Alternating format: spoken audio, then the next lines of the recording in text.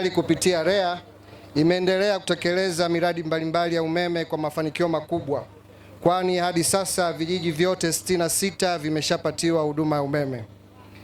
Aidha, kati ya vitongoji 424 vya wilaya ya Namtumbo, vitongoji 307 tayari vina umeme pamoja na vitongoji 79 vipo katika miradi mbalimbali ambayo inapelekewa umeme. Baada ya vitongoji hivi kupata umeme, Mheshimiwa Waziri, wilaya ya Namtumbo itakuwa na 91% ya vitongoji vyote vina umeme.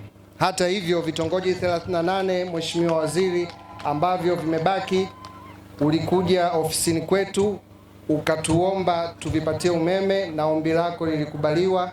Hivyo basi, miradi hii itakapokamilika, napenda kuwatangazia wananchi wa Namtumbo kupitia hapa Mtonya, vitongoji vyote vya wilaya ya Namtumbo vitakuwa na umeme. Mheshimiwa Waziri, serikali imewekeza jumla bilioni 12.1 katika wilaya hii ya Namtumbo kutekeleza miradi mbalimbali ya umeme, ikiwemo miradi ya ujazilizi pamoja na miradi ya kupeleka umeme katika vitongoji. Haya ni mafanikio makubwa yanayoonyesha dhamira ya dhati ya serikali katika kuwaletea wananchi wake maendeleo. Kwa upande wa hafla ya leo, Mheshimiwa Waziri, tunawasha umeme katika kitongoji cha Kisutu kilicho katika kijiji cha Mtonya.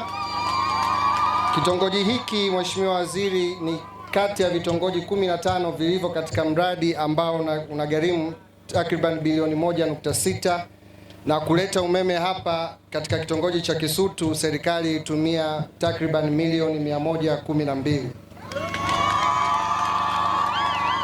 Mheshimiwa Waziri, huu ni ushahidi mwingine wa juhudi zinazoendelea kuhakikisha hakuna Mtanzania anayeachwa nyuma katika kupata huduma hii muhimu ya nishati.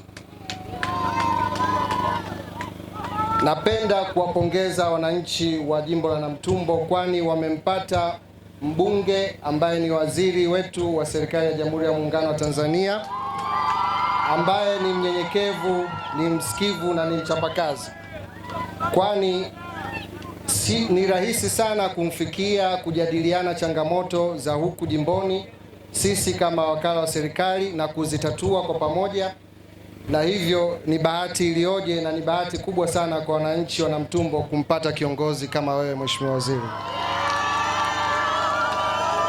Mimi binafsi kwa niaba ya mkurugenzi mkuu wa wakala wa nishati vijijini napenda kukupongeza na tunakuahidi ushirikiano wa hali na mali katika utekelezaji wa miradi ya nishati katika jimbo la Namtumbo.